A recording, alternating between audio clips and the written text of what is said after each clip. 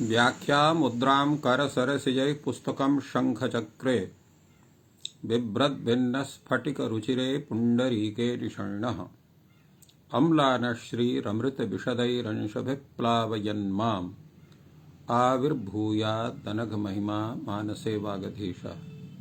कृष्णाय वासुदेवाय हरये परमात्मने प्रणतक्लेशनाशाय गोविन्दाय नमो नमः। संस्कृत शौर्य इति आमुखपटले सम्बद्धाः समेऽपि विद्वांसः समेऽपि जिज्ञासवः छात्राः सहृदयाः सज्जनाः एतस्य संस्कृत शौर्यमिति आमुखपटलस्य संस्थापकः प्रबन्धकश्च डॉक्टर राजकुमारः समेषां स्वागतं वर्तते तस्मिन् महाभाष्य व्याख्याने। मान्याः साम्प्रतं महाभाष्यस्य षष्ठाध्यायस्य चतुर्थपादस्य विचारः प्रचलति। अद्य वयं शास इदंहलोः अनुदात्तोपदेश वनदितलोत्यादीनामनुनासिकलोपो झलिकिङ्गिति गमः को एतेषां सूत्राणां व्याख्यानं जायमानं वर्तते। शास इदंहलोः इति सूत्रस्य विषये काशिकाकारेण यदुक्तं तद्विषये विचारः सञ्जातः पूर्वदिने। यत्र शाशुद्धायाः इकारादेशः भवति अङ्गिपरितः अङ्गिपरतः झलादौ चौकिङ्गिति इत्येवं व्याख्यानम् एतस्य अथ च अर्थः वर्तते।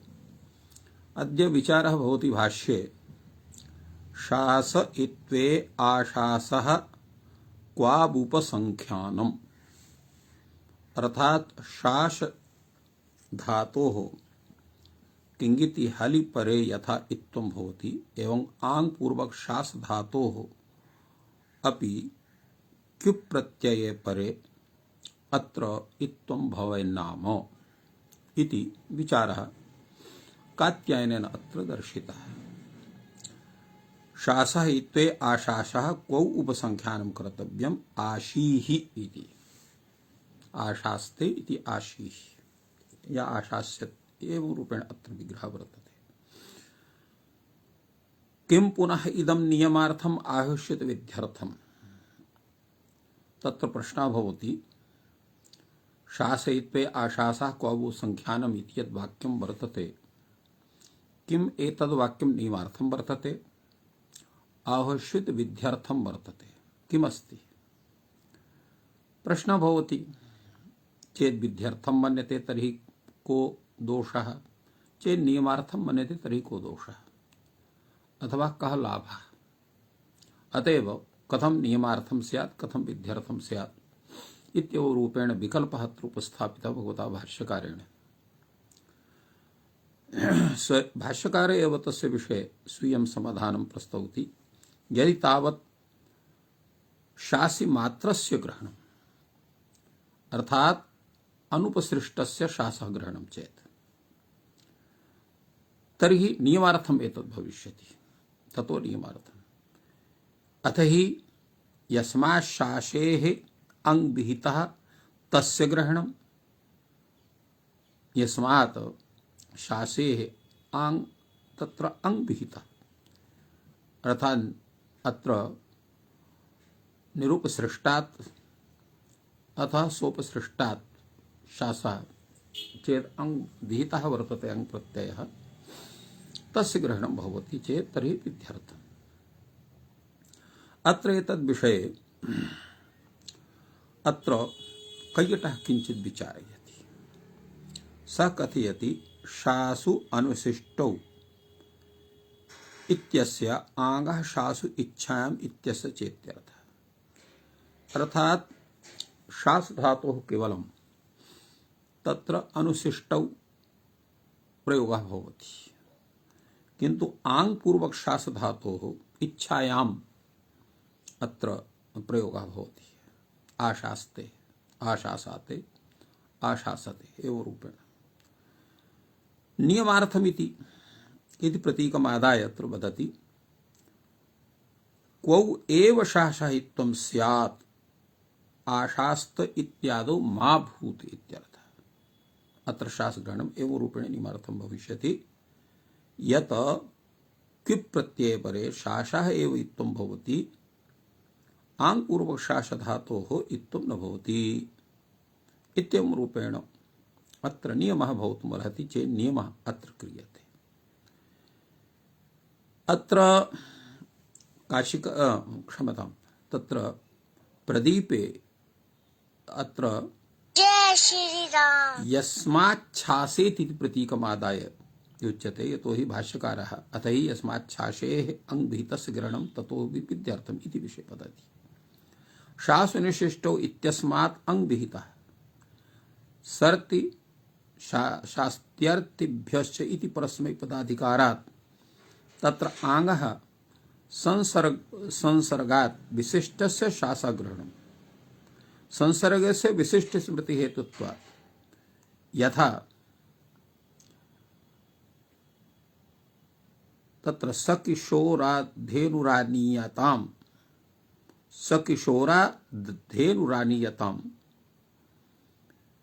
सवत्सा सकरभा इति विशिष्टा धेनुः प्रतीयते। अनेन यदा सकिशोरा धेनुः आनीयताम् इत्युच्यते तदा सवत्सा सकरभा विशिष्टा धेनुः अत्र प्रतीयते। यद्येवं शासि मात्रस्य ग्रहणं तर्हि कथम् एवं भूता आशंका भवितुमर्हति इति विचारः भवति। यद्येवं शासि मात्र ग्रहणं कथम् आशंकितम्, अथ हलोपि अनुदात्ता तस्य शासि मात्रेण संबंध संवाद इत्युच्यते।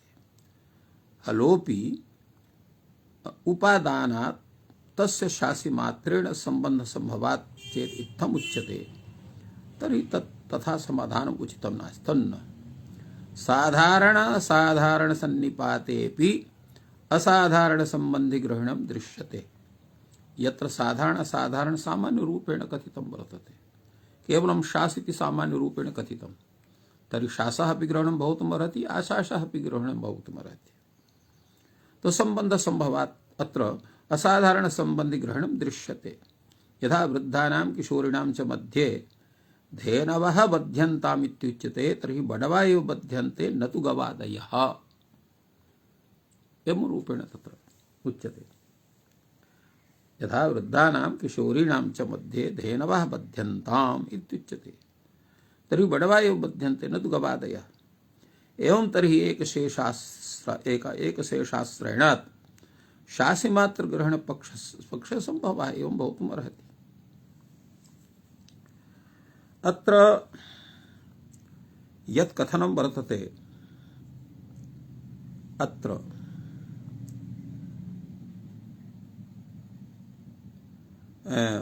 तत्र कैयट ग्रन्थे यत्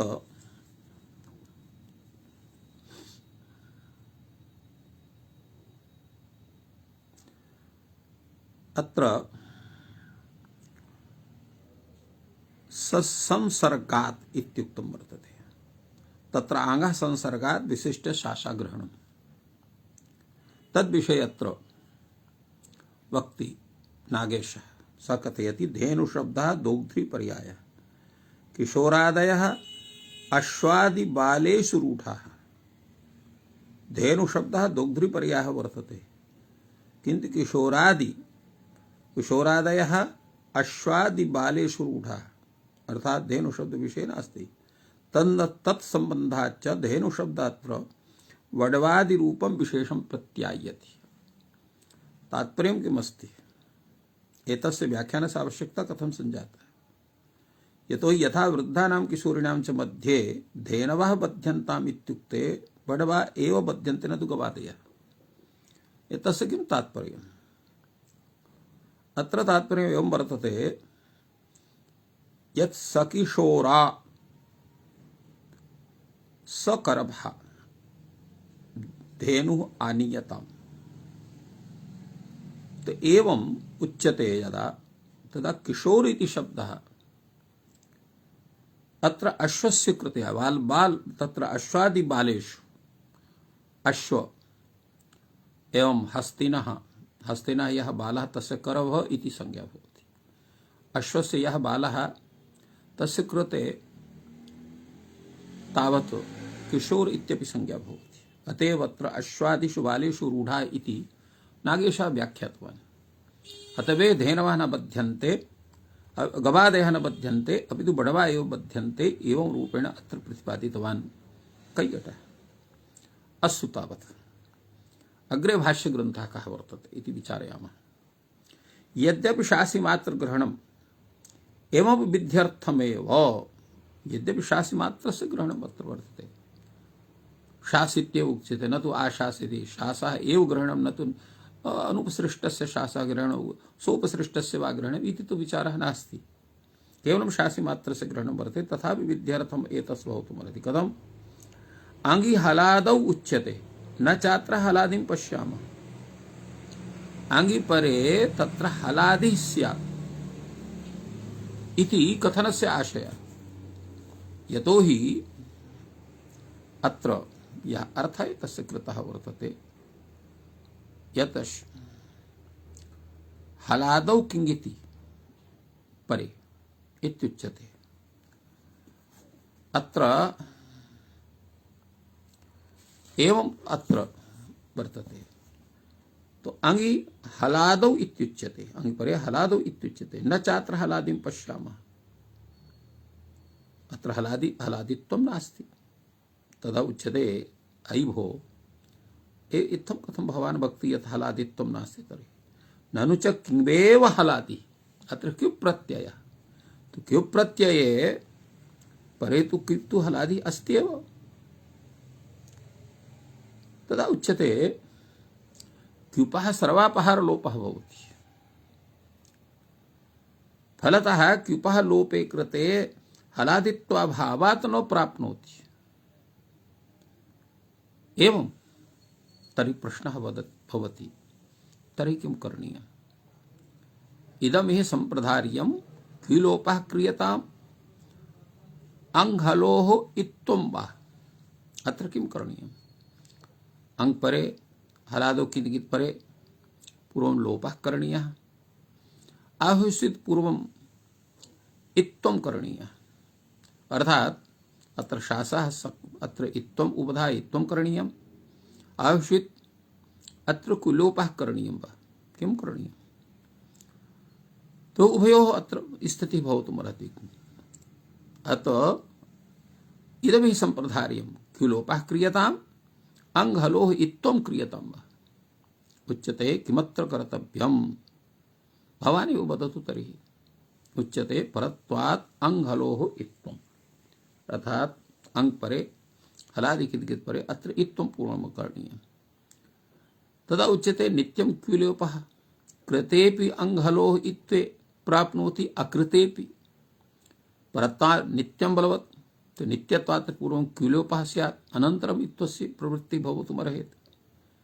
नित्यत्वात् क्विपो लोपे कृते हलाद्यभावात् अत्र न भवितुमर्हति। तदा उच्यते एवं तर्हि प्रत्ययलक्षणेन क्विपमादाय अत्र हलादि किति परे अत्र इत्त्वं करणीयं स्यात्। तदा उच्यते प्रत्ययलक्षणस्य प्रवृत्तिः न भवति। कथमिति? प्रत्ययलोपे प्रत्ययलक्षणम् इति यत् सूत्रं वर्तते तत् अंगकार्यं वर्तते। एतत्तु वर्णाश्रय कार्यं वर्तते। वर्णाश्रये नास्ति प्रत्ययलक्षणम् इति नियमः वर्तते। तो तस्य नियमस्य अत्र सत्त्वात् अत्र प्रत्ययलोपे प्रत्ययलक्षणम् इति परिभाषात् प्रवृत्तिरेव न स्यात् इति प्रश्नः उदेति। एतस्मिन् विषये अतः पूर्वं किं करणीयम्? यत् यदि वा कानिचित् वर्णाश्रयाण्यपि लक्षणेन भवन्ति तथा चेदमपि भविष्यति। यदि वा कानिचित् वर्णाश्रयाणि कार्याणि लक्षणेन भवन्ति तर्हि इदमपि भविष्यत् भवितुमर्हति। अतः एतत् न भवितुमर्हति। तर्हि नित्यत्वात् पूर्वम् अत्र इत्त्वे सति अत्र क्षम्यतां तत्र कुलोपे सति अत्र इत्त्वं न भवितुमर्हेत् इति प्रश्नः अत्र जागर्ति। अग्रे तावत् पुनः विचारः भवति। अथवा एवं वक्ष्यामि शास इदं हलोः ततः क्वौ इति। अर्थात शासः इद भवति अंघलोः परे, अनन्तरं क्वौ च शासः इद भवति इति एवं रूपेण योग विभागः करिष्यते। इति शास इदं हलोः इति सूत्रे तावत् अत्र किङित् इत्यस्य क्वौ इत्यस्य च तत्र अत्र अनुवृत्तिर्भवति। तेन अनेतां हल उदाय किङिति उदायाः किङिति इति सूत्रात् अत्र किङित्यनु विवर्तते। तेन शास उदायाः इकारादेशो भवति। अंगि परितः हलादो च किति किति परे क्वौ च परे एवं रूपेण तस्य अर्थः सम्पद्यते। तद्रीत्या एतत् समाधानम् अत्र उच्यते। तेन भाष्यकारः अत्र कथयति अत्र योग विभागः करिष्यते। शास इदं हलोः इति एकः योगः, क्वौ इति अपरः योगः। क्वौ इत्योगेपि शास इत्यनुवर्तते। तेन प्रथमस्य योगस्य शासः उबधायाः इत् स्यात् अंगि हलादौ किति किति परे। क्वौ इत्यस्यापि अर्थः भवति शासः उबधायाः इत्त्वं भवति क्युपि परे। तेन अत्र इत्त्वं स्यात्। तेन अर्यशीः मित्रशीः इत्यादौ अपि स्यात्। अनन्तरम् आङ्गः इति वर्तते।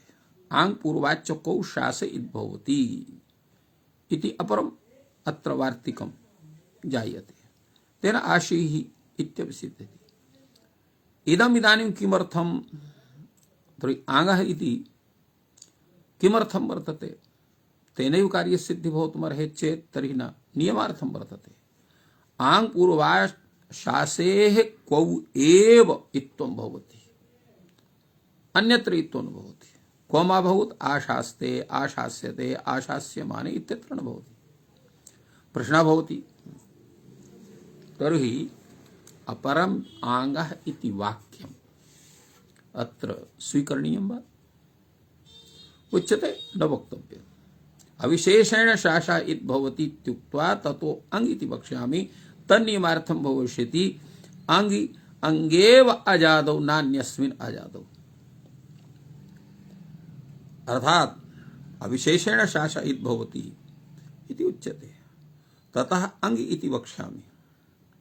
तेन तत् अंगीग्रहणं नियमार्थं भविष्यति अंगेव अजादौ प्रत्यये परे शासः उबधायाः इत्त्वं भवति, न अन्यस्मिन् अजादौ प्रत्यये परे भवति। अत्र दोषः न स्यात्। अत्र कैयटः एतद् विषये किञ्चित् विचारयति यत् कथं भूतः विचारः कैयटस्य। किञ्च प्रतीकमादाय उच्यते। अत्र यद् भाष्यकारेण उक्तं यदि वा कानिचित् वर्णाश्रयाणि लक्षणेन वर्णाश्रयाण्यपि लक्षणेन भवन्ति तथा चेदमपि भविष्यति तथा चेति इति प्रतीकमादाय अत्र उच्यते। तथैव इत्यर्थः। यत्र कार्ये वर्णरूपेण वर्णरूपमेव निमित्तत्वेन उपादीयते तत्प्रत्ययलक्षणेन न भवति। यथा रायः कुलं रयिकुलम् इति आयादेशः यत्तु वर्णविशिष्ट प्रत्ययनिमित्तं तद्भवत्येव। यथा अत्रिणेट् इत्यादौ हलादौ इति सार्वधातुके नियमनात् प्रत्ययनिमित्तत्वात् अत्र इमागमः भवति। इत्त्वमपि हलादौ प्रत्यये किङिति विधीयमानं प्रत्ययनिमित्तत्वात् प्रत्ययलोपी भवति इत्यर्थः इति एव रूपेण प्रतिपादितम्। एवं अथवेत्यादिना यत् भाष्ये चिन्तनं वर्तते तद्विषये अत्र कैयटः कथयति। तत्र अंगेव अजादौ इति प्रतीकमादाय तत्र एवं तत्र तन्नियमार्थं भविष्यति अंगेव अजादौ नान्यस्मिन् अजादौ इति। अत्र तेन शासति शशाशुः इत्यादौ अत्र अजादौ प्रत्यये परे अत्र इत्त्वं न भवति। हलादौ किंगिति क्वौच नियमाभावात् इत्त्वं भवत्येव। तुल्यजातीयापेक्षत्वात् नियमस्य अजादिरेव व्यावर्तते न तु अन्यत् इति तात्पर्यं वर्तते। तत्र प्रश्नः भवति, इहापि तर्हि नियमात् इत्त्वं प्राप्नोति। आशास्ते, आशास्यते, आशास्यमानः, ये तो यत्र हलादौ प्रत्यये परे वर्तते न तु अजादौ प्रत्यये परे वर्तते। तर्हि एतस्य समाधानं कथं स्यात्? अत्र आशास्ते इत्यस्य स्थाने आशीस्ते इति स्यात्, आशीष्यते इति स्यात्, आशीष्यमानः इति स्यात्। कथमत्र इत्त्वं वारणीयं स्यात् इति प्रश्नः। तद्विषये भाष्यकारः कथयति, यस्मात् शासेः अंगविहितः तस्य ग्रहणं न च एतस्मात् शासेः अंगविहितः। अर्थात शास धातु यत्र अंग प्रत्ययः विहितः तस्यैव ग्रहणं भवति, न तु अत्र आशास्यते, आशास्ते, आशास्यमानः इत्यत्र अंग ग्रहणं वर्तते। अतः न चैतस्मात् शासेः अंग विहितः। तर्हि कथम आशीः इति वर्तते? अत्रापि न कश्चन दोषः, निपातनात् भविष्यति, निपातनात् सिद्धम्। किं निपातनम् अत्र? यन् निपातनेन निपातनात् भवान् साधयति एवं एतत् प्रयोगम् एवं इमं प्रयोगम् उच्यते क्ष्याशीः प्रैषेषु तिगाकांक्षम्। एतस्मिन् सूत्रे आशीः इति कथनं वर्तते, तेन अत्र निपातनात् इत्त्वं सिद्ध्यति। अतएव अत्र नाट्यतः अपि एतद्विषये प्रतिपादयति, वाक्यान्तरेऽपि श्रुतः संसर्गः विशेषावगतिर्हेतुः भवति। वाक्यांतरे इति नियमः, वाक्यांतरेऽपि श्रुतः संसर्गः विशेषावगति हेतुर्भवति।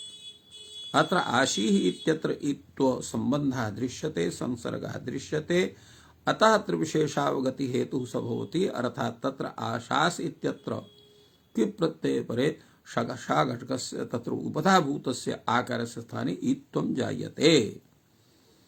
यथा धेनवः मुच्यन्ताम् किशोराः बध्यन्ताम् इत्युक्ते बडवा एव प्रतीयन्ते, अन्यस्य प्रतीतिर्न भवति। निपातनात् इत्यस्य तात्पर्यं किमस्ति? अत्रापि कैयटः कथयति, यथा नासीत् पूर्वोक्ते न्यायेन प्रत्ययलक्षण सद्भावात् आर्यशीः इत्यत्रैव इत्त्वं भवति, आशे इत्यत्र निपातनादेव भवति इत्येवं प्रतिपादितवान्। तो इत्थं सम्यक् विचारः एतस्मिन् सूत्रे भगवता भाष्यकारेण अत्र कृतः वर्तते। अधुना वयम् अनुदात्तोपदेश वनति तनोत्यादीनां नासिकलोपो झलिकिङिति इति सूत्रविषये विचारयामः। एतत् सूत्रविषये तत्र तावत् अत्र काशिकाकारः वदति, अनुदात्तोपदेशानाम् अंगानां यत्र अनुदात्तोपदेशः वर्तते भूतानि यानि अंगानि, वनधातोः तनुधातोः, वनतेः वनति तनोत्यादिना किं भवति? अनुनासिकलोपः भवति। कुत्र भवति? झलादौ कितिङिति प्रत्यये परे। यदात्र यम धातुः, गम धातुः, रम धातुः एवं ये धातवः वर्तन्ते, अत्र अनुदात्तोपदेशः वर्तते। अतः एतेषां यम धातोः एवं रम धातोः एवं गम धातोः एतेषां ग्रहणं भवति। अत्र अनुनासिकान्ताः, अनुदात्तोपदेशाः अनुनासिकान्ताः ये धातवः सन्ति ते सन्ति यम रम नम गम हन, अम हन मन एवं क्षमतां, यम रम नम गम हन मन एते धातवः सन्ति। एते धातवः अनुदात्तोपदेशाः अनुनासिकान्ताः वर्तन्ते। एवं तावत् वन धातु रम धातु एतेषां धातूनाम् अत्र किं भवति अनुनासिकस्य लोपः भवति। अनुनासिकः कः वर्तते यम रम गम यम रम नम गम इत्यत्र मकारः अनुनासिकः भवति एवं हन मन इत्यत्र नकारः अनुनासिकः भवति। तर्हि अत्र झलादौ किति किति प्रत्यये परे तस्य अनुनासिकस्य लोपः भवति। यथा यम धातोः यदा त्वा प्रत्ययः क्रियते तर्हि अनेन सूत्रेण मकारस्य लोपे कृते ह्रस्वस्य पिति कृत तुक् इति तुकि कृते यत्त्वा इति क्षमतां तो केवलं त्वा प्रत्यय कृते य त्वा इति भवति एवं त प्रत्यय करे यतः इति भवति एवं तवतु प्रत्यय कृते सति यतवान इति भवति तीन प्रत्यय कृते सति यति इति भवति सर्वत्र मकारस्य लोपः। एवं रम धातु त्वा प्रत्यय मकारस्य लोपे अनेन सूत्रेण रत्वा भवति ता प्रत्यय कृते सति रतः तवतु प्रत्यय कृते रति रतवान इति भवति तीन प्रत्यय रति इति भवति। एवमेव तत्र नम धातोः नत्वा नतिः नतवान नतः एव रूपेण गम धातोः गतः गतवान गतिः गत्वा एवं रूपेण गम धातोः एवं हत्वा हतः हतवान हतिः मन धातोः अत्र मत्वा मतः मतवान जय श्री मतिः राम। एवं तत्र एतेषां धातूनां रूपाणि भवन्ति।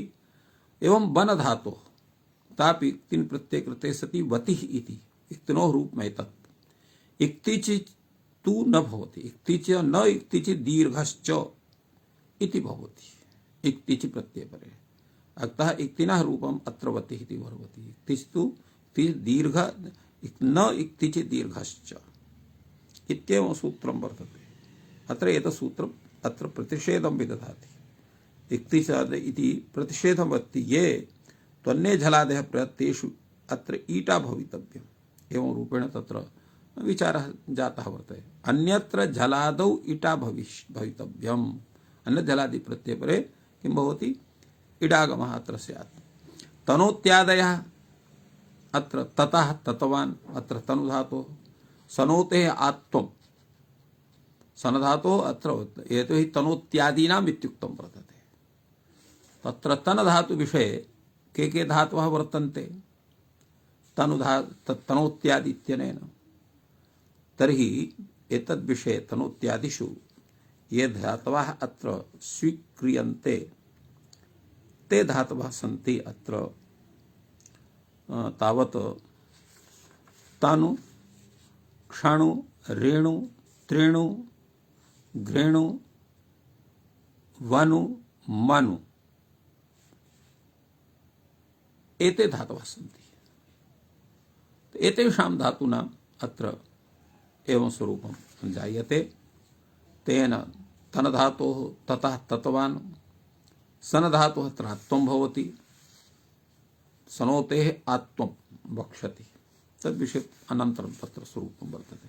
क्षणु धातोः क्षतः क्षतवान् ऋण धातोः ऋतः ऋतवान् त्रिणु धातोः त्रितः त्रितवान् घृणु धातोः घृतः घृतवान् वनु धातोः वता वतवान् मनु धातोः मतः मतवान् ङिति अतत अतथाः एवं रूपेण भवति ङित् प्रत्यय। तो एवं अत्र विचारः कृतः वर्तते। अग्रे तत्र पदकृत्य विचारः अनुदात्तोपदेश वनत्वोनित्यादीनामिति किं शान्ताः शान्तवान् शान्तः तान्तः तान्तवान् दान्तः दान्तवान् अत्र शमु धातु तमु धातु दमु धातु एतेषां ग्रहणम् अत्र न भवति तनोत्यादिषु अभावात्। एवं अनुनासिकस्य इति किं पक्वः पक्वान् अत्र पच धातु वर्तते अनुनासिकान्तः नास्ति अनुनासिकोपदेशः नास्ति कृत्वा अत्रापि न भवति। जलि किं गम्यते अत्र झलादौ की यद्यपि अत्र यक् प्रत्ययः कित् वर्तते किन्तु झलादि कित् नास्ति गम्यते रम्यते। किङिति इति किं यन्ता यन्तव्यम् अत्र किञ्चित् नास्ति यमधातुक्त अत्र त्रिच प्रत्यय यन्तव्यमिति तव्य प्रत्ययः तव्यत् प्रत्ययः तो कित्वाभावत् अत्रापि नासिकलोपः। उदेशग्रहणं किं इह च यथा स्यात् गति। अत्र गति इत्यत्र करणार्थम अत्र उपदेश ग्रहणं कृतं। इह च मा भूत शान्तः शान्तवान् इत्यादि। एवं रूपेण अत्र एतस्य सूत्रस्य विषये विचारः काशिका ग्रन्थे वर्तते। अधुना वयं पश्यामः भाष्ये कीदृशः विचारः आगतः। तो भाष्यकारः अत्र कथयति अनुदात्तोपदेशे अनुनासिक लोपः ल्यपि च इत्यत्र विशिष्टः विचारः अत्र वर्तते। अर्थात् अनुदात्तोपदेशे अनुनासिक लोपः ल्यपि अपि भवति, यथा ल्यपि परेपि भवति। यथा प्रमत्य प्रतप्त्य प्रपूर्वक मन धातुः, प्रपूर्वक तन धातुः, अत्र त्वा प्रत्यय भवति, अत्र स्थाने ल्यप् भवति। प्रमतय प्रमय प्रतय अनुनासिक लोपे कृते अत्र स्वस्तुक्तुकि तुक् कृते प्रमत्य प्रतत्यो इति रूपं जायते। अतः एवं वक्तव्यम्। अत्र प्रदीपकारः एतस्य व्याख्यानं विदधाति। वालपि इति सूत्रन्यासे अविशेषेण विकल्पः प्राप्नोति इति वार्तिकारम्भः। तेन आमन्तानां गमि रमि यमि रमि नमीनां ल्यपि विकल्पः, अन्येषां तु अनुदात्तोपदेशवनोत्यादीनां नित्यं लोपः। तो अनुदात्तोपदेशवनोत्यादीनां किं भवति? नित्यं लोपः भवति। गम यमि रमि नमीनां तावत् ल्यपि विकल्पः वा ल्यपि इत्यनेन विकल्पेन लिपः भवति। एवं रूपेण अत्र विचारः वनोत्यादिनां अनुदात्तोपदेशोन्नासिक लोपि ल्यपि च इति विषये। अत्र एतस्य विषये अग्रे भाष्यकारः कथयति वामः वा अमिति वक्तव्यम्। अर्थात् तत्र वा अमः यत्र अम इति वर्तते तत्र वैकल्पिकी प्रवृत्ति भवति। यथा प्रपूर्वक यम धातुः, प्रपूर्वक रम धातुः, प्रपूर्वक नम धातुः। अत्र किं भवति? विकल्पेन अत्र अनुनासिक लोपः भवति। तेन प्रपूर्वक यम धातुः अत्र यदा त्व प्रत्ययः लेप भवति तो य इत्यत्र लोपे कृते सति या प्रयम या इत्यत्र यकारस्य मकारस्य लोपे कृते सति ह्रस्वत् तुकि तुकि प्रयत्यो इति सिद्ध्यति। यदा न भवति तर्हि प्रयम्य इति सिद्ध्यति। प्रपूर्वकयं त्वा ल्यप् तत्र मकारस्य लोपः न भवति, वैकल्पिकः लोपः इति कृत्वा अत्र प्रयम्य एवं प्ररत्य प्ररम्य प्रणत्य प्रणम्य इत्येवं रूपेण अत्रापि बोध्यम्। तो इत्थम् एतस्मिन् सूत्रे विचारः वर्तते। अत्र केवलम् अयमेव विचारः अत्र प्रकल्पितः यत् अनुनासिकोपदेशाः ये धातवः सन्ति तेषां विषये अत्र अनुदात्तोपदेश अनुनासिकलोपः ल्यपि चेति वक्तव्यम् इति विषये अत्र कैयटः यत् समाहितवान् वालपि इति सूत्रन्यासस्य विशेषेण विकल्पः प्राप्नोति इति वार्तिकारम्भः। तेन अमन्तानां गमिरमि नमीनां तु ल्यपि विकल्पः भवति, अन्येषाम् अनुदात्तोपदेशवनोत्यादीनां तत्र नित्यं लोपः भवति। एवं एतस्य वार्तिकस्य तत्र वार्तिकस्य भाष्यग्रन्थस्य च तत्र समाधानं कैयटः अत्र सम्यक्तया प्रस्तुतवान्। अग्रे तावत् गमः क्वौ इति सूत्रं वर्तते। गमः क्वौ इति सूत्रविषये तावत् काशिकाकारः वदति गमः क्वौ परतः अनुनासिक लोपः भवति अंगगत कलिंगगत अध्वगतो हरयः। तो गमः क्वौ परतः अनुनासिक लोपः भवति। अंगम गच्छति इति अंगगत, कलिंगम गच्छति इति कलिंगगत, अध्वम गच्छति इति अध्वगत। अत्र अंग पूर्वकात् गम धातोः अत्र किप् प्रत्ययः किप् च इति सूत्रेण अंग गम किप् इति भवति। किप् इत्यस्य स्रवापहार लोपे ह्रस्वस्य तत्र अनेन सूत्रेण गमः घटकस्य मकारस्य लोपे कृते ह्रस्वस्य पितृकृते तुगागमे कृते सति अंगगत इति भवति एवं कलिंगम गच्छति कलिंगगत अध्वम गच्छति अध्वगत एते प्रयोगाः सिद्ध्यन्ति। गमः को प्रथम नासिक लोपः भवति नित्यं लोपः भवति न तु वैकल्पिकः। अत्र प्रश्नः भवति गमादीनामिति वक्तव्यम् अर्थात गम यम रम नम एतेषामपि ग्रहणं भवति तर्हि अत्रापि करणीयं गमादीनामिति वक्तव्यं न केवलं गमः को इति गमादीनां क्वौ परतः नासिक लोपः भवति इत्येवं करणीयम्। तदा उच्यते यदा एवम् उच्यते तर्हि यापि यथा स्यात् यंसत् परीतत् अत्रापि प्राप्नुयात् संयत इति भवेत् परीतत् इति भवेत्। तर्हि एतेषां सिद्ध्यर्थम् अत्र करणीयम्।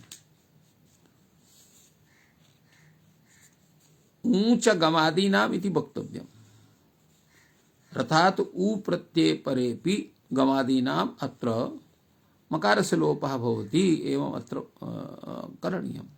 तेन अग्रे गच्छति इति अग्रगुः अग्रे भ्रमति इति अग्रे भ्रूः इत्यपि स्यात्। एतद् विषयेपि अत्र करणीयं नासिक लोपः भवति अत्र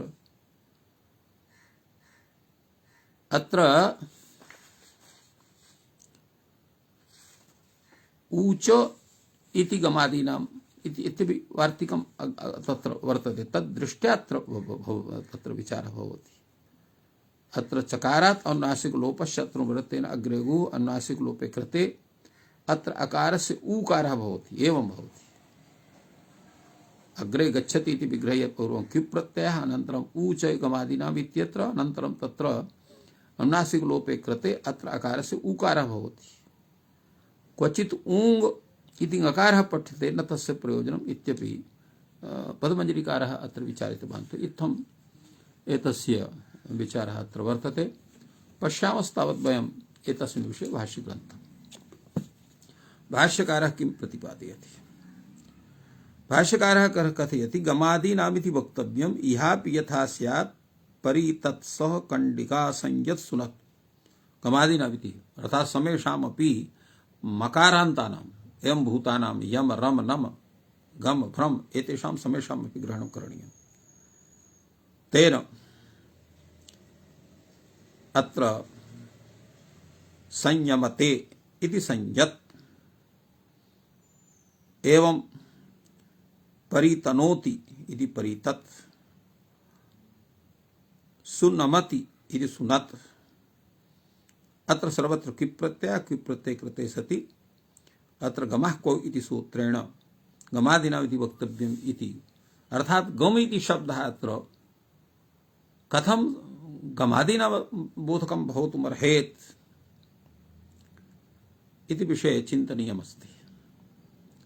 तत्र किं करणीयम् तत्र गमग्रहणम् उपलक्षणं गमादीनाम् इति उपलक्षणात् एतेषां समेषां विग्रहणं भवितुमर्हेत्।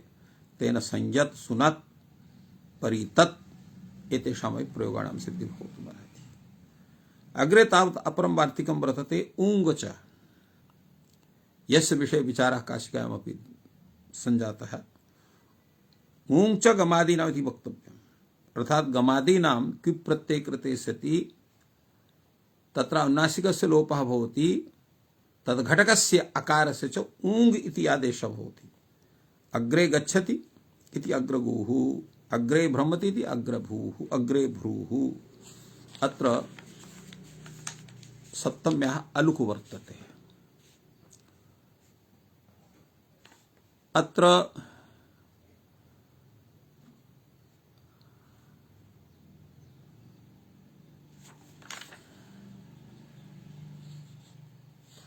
एवं